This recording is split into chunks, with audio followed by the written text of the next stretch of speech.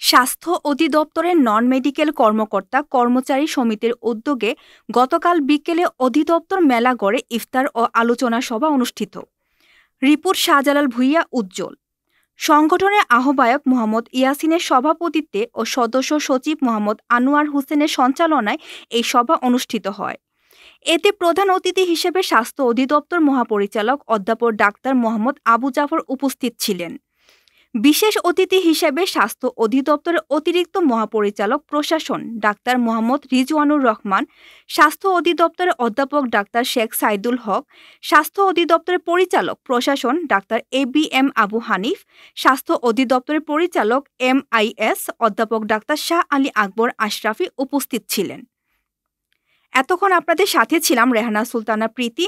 পরবর্তী news update পেতে চোখ রাখুন news24bd.net এর ফেসবুক পেজ এবং ইউটিউব চ্যানেলে। ধন্যবাদ।